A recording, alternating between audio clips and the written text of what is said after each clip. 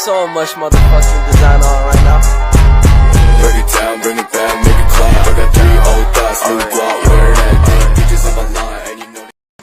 Halo guys, assalamualaikum warahmatullahi wabarakatuh. Perkenalkan, nama saya Gita Triana Desi, NIM 22963066. Saya mahasiswa jurusan Ilmu Komunikasi, Fakultas Ekonomi dan Sosial di Universitas Amikom Yogyakarta.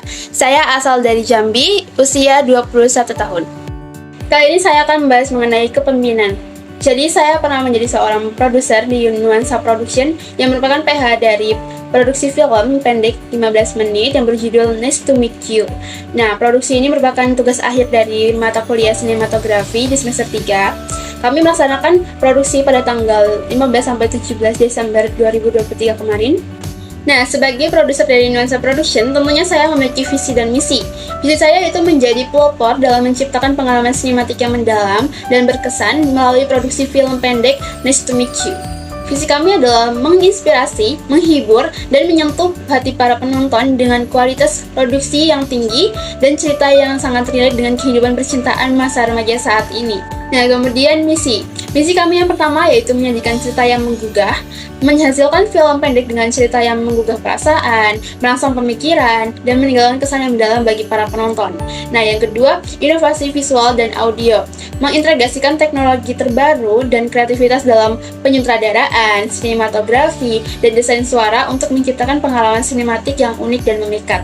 Yang ketiga, mendukung bakat mahasiswa, memberikan peluang bagi mahasiswa dan bakat lokal di industri film untuk menonjol dan berkembang melalui keterlibatan aktif dalam produksi film Nice to Meet You. Yang keempat, peningkatan keterlibatan penonton, menggunakan media sosial dan platform digital untuk membangun komunitas yang aktif, berinteraksi dengan penonton, dan mendengar umpan balik mereka. Kemudian strategi yang saya ambil untuk Nuansa Production yaitu yang pertama, pemilihan tim produksi yang berkualitas. Yang kedua, pengembangan skrip yang kuat. Yang ketiga, kolaborasi dengan ahli industri yaitu One Step Production pada saat itu.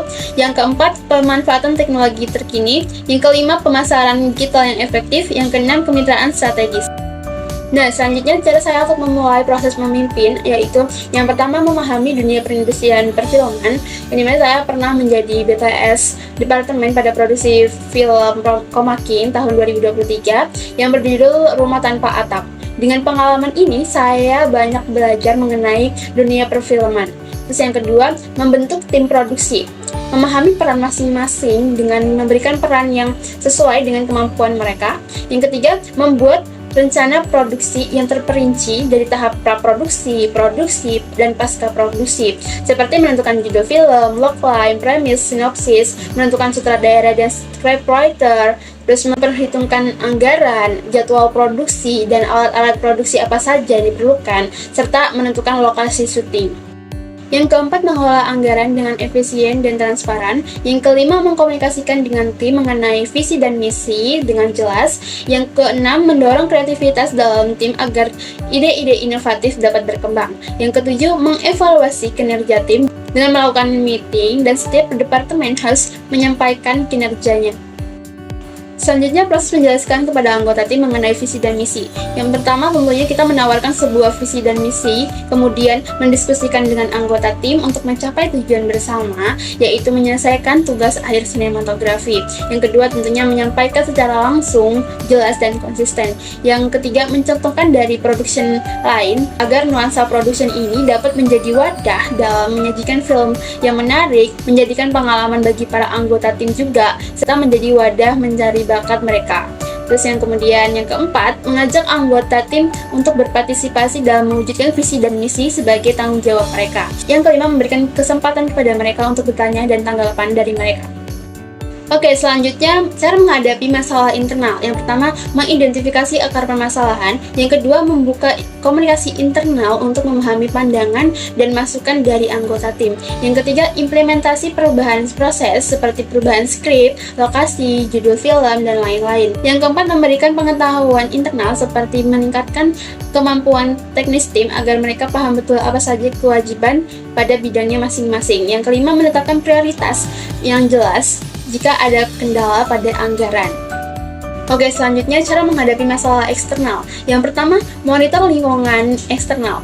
Pemantauan terhadap lingkungan eksternal termasuk perubahan dalam peraturan pemerintah, pajak lokasi, dan lain-lain yang dapat mempengaruhi nuansa production.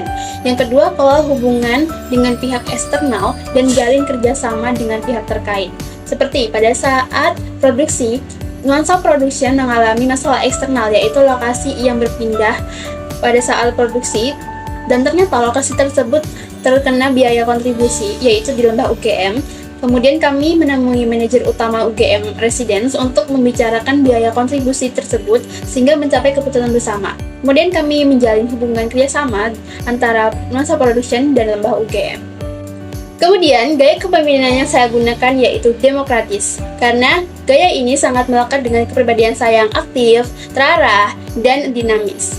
Contohnya, pada saat saya menjadi produser film, saya selalu ikut berbaur dan berada di tengah-tengah anggota tim. Setiap permasalahan, saya selalu mengadakan evaluasi dan meminta untuk mereka mengemukakan pendapatnya, serta kita berembuk untuk mencapai kesepakatan bersama, baik permasalahan internal maupun eksternal, seperti permasalahan perubahan skrip, anggaran, konsumsi, call sheet, lokasi, wardrobe, dan lain-lain.